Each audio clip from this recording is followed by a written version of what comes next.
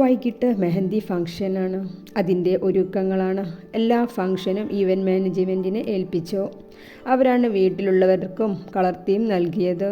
ഗംഗയെ ഒരുക്കി സ്റ്റേജിലിരുത്തിയിരുന്നു. മെഹന്തി കളർ ലെഹങ്കയായിരുന്നു അവളുടെ വേഷം. കൂടെ ഗൗരിയും മാളും ഗായത്രിയും ദുർഗയും ദർശനയും മറ്റു കുടുംബാംഗങ്ങളും എല്ലാം ഉണ്ട്. അതിൻ്റേതായ ഫംഗ്ഷൻ നടന്നുകൊണ്ടിരിക്കുകയാണ്.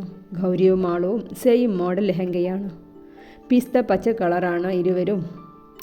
ഒരുങ്ങിയിറങ്ങിയപ്പോൾ ഒന്നുകൂടി സൗന്ദര്യം കൂടിയിരുന്നു ഇരുവരുടെയും.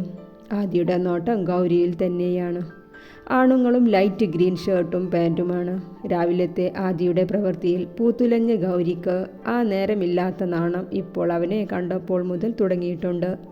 അവനെ കണ്ടതും അവളുടെ മുഖം ചുവന്നു തുടുത്തിരുന്നു. ഗൗരി മൈലാഞ്ചിയിടാൻ ഇരുന്നിട്ടുണ്ട്. തൊട്ടപ്പുറം മാളവുമുണ്ട്. എല്ലാവരും ആട്ടവും പാട്ടവുമായി വളരെ സന്തോഷത്തിലാണ്. ആദി ഗൗരിയുടെ അടുത്ത് തന്നെ സ്ഥാനം പിടിച്ചിട്ടുണ്ട്. മൈലാഞ്ചിടുന്ന കുട്ടിയിൽ ആദി ട്യൂബ് വാങ്ങി ഗൗരിയുടെ മെഹന്തി ഡിസൈനിൻ്റെ ഉള്ളിലുള്ള ചെറിയ ഭാഗത്തായി ആദിനന്ദ എന്നവൻ വൃത്തിയിൽ എഴുതി. ഗൗരി അവനെ ഒന്ന് കോർപ്പിച്ചു നോക്കി. അവൻ അവളുടെ ഇറക്കി വെട്ടിയ ബ്ലൗസിലൂടെ കാണുന്ന ബാക്ക് കഴുത്തിലൂടെ വിരലുകൾ ചലിപ്പിച്ചു. ആരും ശ്രദ്ധിക്കുന്നില്ല എന്ന് ഉറപ്പുവരുത്തി ചെവിക്കരികിലേക്ക് ചുണ്ടടുപ്പിച്ചു. ഇവിടമൊന്ന് ചുംബിക്കാൻ തോന്നുന്നു. അത്രയും പറഞ്ഞ് ഒറ്റ പോക്കായിരുന്നു. ഇവൻ എന്താ പറഞ്ഞ് എന്ന് ചിന്തിക്കുകയായിരുന്നു ഗൗരി. അവൻ്റെ വാക്കുകൾ ചെവിയിൽ ഒന്നുകൂടി പ്രതിധ്വനിച്ചു. അവളുടെ മുഖം ചുവന്നു തുടുത്തുപോയി. മൈലാഞ്ചിട്ട് കൊടുക്കുന്ന പെൺകുട്ടിയുടെ ചുണ്ടിലും ഒരു പുഞ്ചിരി മിന്നിമാഞ്ഞു.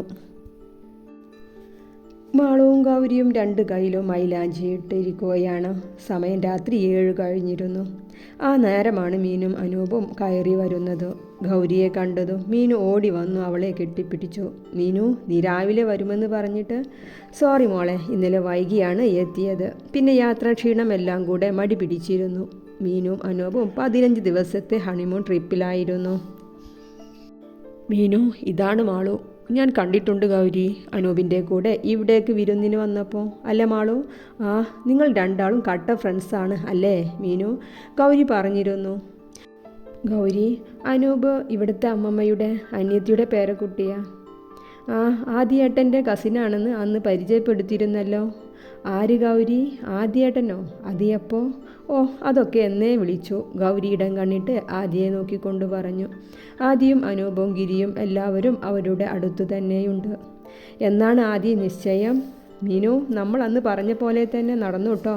ഇവർ സെറ്റായി. ഈ കല്യാണം കഴിഞ്ഞാൽ അടുത്തത് തന്നെ ഇവരുടേതാണെന്നാണ് പറഞ്ഞു കേട്ടത്. അനൂപാണ്. ഗൗരി ആശ്ചര്യത്തോടെ ആദിയെ നോക്കി. എടാ, നീ കളിയാക്കാതെ. ആദി അനൂപിൻ്റെ ഷോൾഡറിൽ തട്ടിക്കൊണ്ട് പറഞ്ഞു. ഞങ്ങൾ വന്നിട്ട് അരമണിക്കൂർ കഴിഞ്ഞു. അവിടെ കാരണവന്മാർ സംസാരിക്കുന്നത് കേട്ടതാണ്. നിങ്ങളുടെ രണ്ടുപേരുടെയും അച്ഛന്മാർക്കാണ് ധൃതി. അതിൻ്റെ കൂടെ ഗിരിയുടെയും മാളുവിൻ്റെയും കാര്യം സംസാരിക്കുന്നത് കേട്ടു. അനൂപിൽ നിന്നും ഇതുകൂടി കേട്ടതും തൊട്ടടുത്ത് നിന്നിരുന്ന മാളുവിൻ്റെയും ഗിരിയുടെയും മനസ്സിൽ ലഡ്ഡു പൊട്ടി. അതെ, കണ്ണിൽ കണ്ണിൽ നോക്കാതെ അവിടെ ഒരഭിപ്രായം പറയുന്നത് ഈ അടിയൻ കേട്ടു എന്നേ ഉള്ളൂ.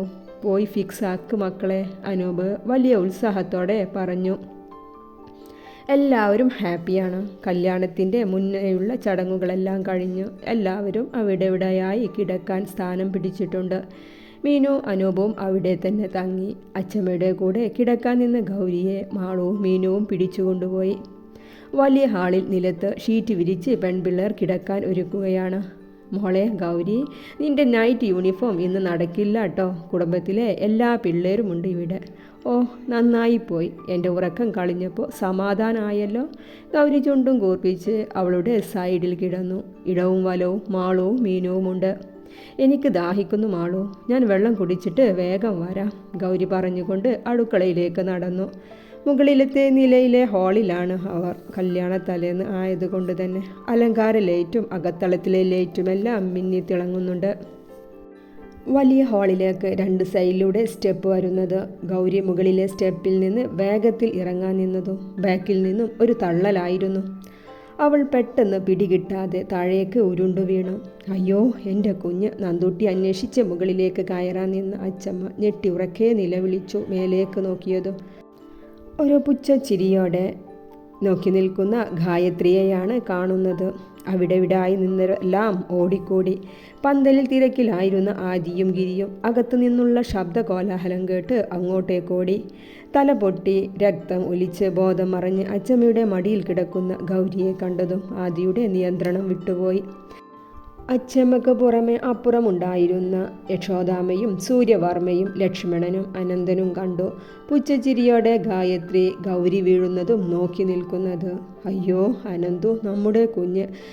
അച്ചമ്മ അവളെ മാറോടടക്കി വിളിച്ച് കരയുന്നുണ്ട്. താഴത്തെ ശബ്ദം കേട്ട് ഉറങ്ങാൻ കിടന്ന പെണ്ണുങ്ങളെല്ലാം ഓടി വന്നിട്ടുണ്ട്. മാളും മീനും തരിച്ചു നിൽക്കുകയാണ്. ഗിരി, വണ്ടി എടുക്കടാ, ആദി വിളിച്ചു പറഞ്ഞുകൊണ്ട് ഗൗരിയെ കൈകളിൽ കോരിയെടുത്തു. അപ്പോഴേക്കും അനന്തൻ രക്തമൊഴുകിക്കൊണ്ടിരുന്ന അവളുടെ തലയിൽ മുറുക്കി കെട്ടിയിരുന്നു. അനിത അനങ്ങാൻ കഴിയാതെ ഒരു സൈഡിൽ നിൽക്കുന്നുണ്ട്. ഞാനും വരുന്നു അനന്ത. അച്ചമ്മ കൂടെ പോകാൻ ഇറങ്ങി കൂടെ അനിതയും. അപ്പോഴേക്കും ഗിരിയുടെ വണ്ടി ഗേറ്റ് കടന്നിരുന്നു. അനന്തൻ്റെ വണ്ടിയിൽ ഇരുവരും കയറി. ബാക്കിൽ ജിത്തുവിൻ്റെ കാറിൽ ലച്ചുവും സൂര്യവർമ്മയും രവിവർമ്മയും. കല്യാണ വീട് മരണവീടിന് തുല്യമാക്കി കളഞ്ഞു ഗായത്രി. സ്വന്തം ചേച്ചിയുടെ കല്യാണമാണെന്ന ചിന്ത കൂടി ആ കുട്ടിക്ക് അന്നേരമുണ്ടായില്ല. അത്രയും പകയുള്ള മനസ്സാണ് അവൾക്ക്. പാമ്പിൻ്റെ പക. അവസരത്തിനു വേണ്ടി തക്കം പാർത്തിരുന്ന പോലെ അവൾ ആ പാപത്തിൻ്റെ പിറകെ തന്നെ ഉണ്ടായിരുന്നു. ലക്ഷ്മണൻ ദേഷ്യം അടക്കാനായില്ല. അയാൾ ഗായത്രിയെയും വലിച്ച് റൂമിലേക്ക് കയറി. അപ്പോഴേക്കും അവിടെ മുഴുവൻ ആ വാർത്ത പറഞ്ഞിരുന്നു. ഗായത്രിയാണ് ഗൗരിയെ വീഴ്ത്തിയതെന്ന്. ഗിരിയുടെ കാർ വലിയൊരു ഹോസ്പിറ്റൽ കോമ്പൗണ്ടിൽ നിർത്തി. ഗിരി വേഗം ഡോർ തുറന്നു കൊടുത്തു. ആദ്യ ഗൗരിയെയും എടുത്ത് ഹോസ്പിറ്റലിലേക്ക് ഓടിക്കയറി. സ്ട്രക്ചറിൽ അവളെ മെല്ലെ കിടത്തി രക്തത്തിൽ കുളിച്ച ഗൗരിയെ ഐസിയുയിലേക്കാണ് കയറ്റിയത്. ഹോസ്പിറ്റൽ ഹാളിൽ എല്ലാവരും അവിടെ എവിടെയായി നിൽക്കുന്നുണ്ട്. ആദിയുടെ ഗ്രീൻ ഷർട്ട് മുഴുവൻ രക്തത്തിൽ നിറഞ്ഞിരുന്നു. അവൻ തലയും താഴ്ത്തി ഒറ്റയിരിപ്പാണ്. ജിത്തുവും ലച്ചുവും അവൻ്റെ അടുത്തു തന്നെയുണ്ട്. അച്ചമ്മ ക്ഷീണത്തോടെ തൊട്ടപ്പുറമുണ്ട്. അനിതയും അനന്തവും എല്ലാം വല്ലാത്ത അവസ്ഥയിലാണ്. തങ്ങളുടെ ജീവശ്വാസമാണ് ബോധമില്ലാതെ. ഇനി എന്ത് എന്ന അവസ്ഥയാണ് അവർക്ക്. 1.25 മണിക്കൂർ കഴിഞ്ഞു ഡോക്ടർ പുറത്തേക്ക് വന്നത്. തലക്ക് സൈഡിലായിട്ടാണ് മുറിവ്. ആഴത്തിൽ തന്നെയുണ്ട്. വലതു കൈയിന് ഫ്രാക്ചറുണ്ട്. തലക്ക് പരുക്കുള്ളതുകൊണ്ട് 4-5 മണിക്കൂർ ഒബ്സർവേഷൻ വേണം. ബോധം തെളിഞ്ഞാൽ റൂമിലേക്ക് മാറ്റാം, ഡോക്ടർ പറഞ്ഞുകൊണ്ട് ഉള്ളിലേക്ക് തന്നെ കയറി. മാമ, നാളെ കല്യാണമല്ലേ? എല്ലാവരും കൂടെ ഇവിടെ നിന്നിട്ട് കാര്യമില്ലല്ലോ. ജിത്തു, നീ ഇവരെയും കൊണ്ട് വീട്ടിലേക്ക് പോകൂ. ഇവിടെ ഞങ്ങളുണ്ടല്ലോ. അനന്തു സൂര്യവർമ്മയെയും രവിവർമ്മയെയും നോക്കിക്കണ്ടാണ് പറയുന്നത്. രാത്രി 12 കഴിഞ്ഞില്ലേ മാമ? വരൂ, ഉറക്കം വിളച്ചാൽ വയ്യാണ്ടാകും രണ്ടാൾക്കും. ജിത്തു അവരെയും വിളിച്ച് ഇറങ്ങാൻ നിന്നു. ലച്ചു, നീയും പോകൂ. അനന്തൻ പോകാൻ മടിച്ചു നിൽക്കുന്ന ലച്ചുവിനോടായി പറഞ്ഞു. ആദി ഒരക്ഷരം മിണ്ടാതെ അതേ ഇരിപ്പാണ്. ഡോക്ടർ പുറത്തേക്ക് വന്നപ്പോൾ ഓടിപ്പിടിച്ച് അടുത്തേക്ക് ചെന്നിരുന്നു. വീണ്ടും അതേപടി ഇരുന്നു. എടാ, നീ ഇങ്ങനെ ടെൻഷൻ ആവാതെ. നീയല്ലേ ഇവർക്ക് ആശ്വാസം കൊടുക്കേണ്ടത്. അച്ചമ്മയെ നോക്ക്, അവർക്ക് വയ്യാണ്ടാവില്ലേ ഉറക്കമിളച്ചാൽ. വാ, റൂം വല്ലതും കിട്ടോ എന്ന് നോക്കാം. ഗിരി ആദിയെ കൈപിടിച്ചെഴുന്നേൽപ്പിച്ചു നടന്നു. അച്ചമ്മ, വരൂ, റൂം എടുത്തിട്ടുണ്ട്. നന്ദുട്ടിക്കൊന്നും വരില്ല. ബോധം വന്നാൽ റൂമിലേക്ക് കൊണ്ടുവരും.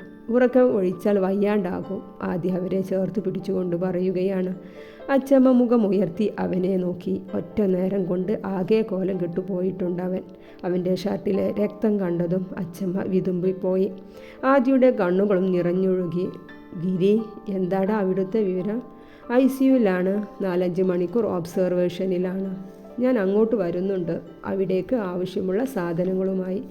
എടാ അനൂപേ, ആദ്യയുടെ ഡ്രസ്സ് കൂടെ എടുക്കൂ. ആ, എടുത്തിട്ടുണ്ട് ഗിരി. ലച്ചു അപ്പച്ചി എല്ലാം എടുത്തു തന്നിട്ടുണ്ട്. ഓക്കേടാ. റൂം നമ്പർ 150 ആണ്. ഓക്കെ. അവർ ഫോൺ കട്ട് ചെയ്തു. രാത്രി അനൂപ് ആവശ്യമുള്ള സാധനങ്ങളുമായി വന്നിരുന്നു.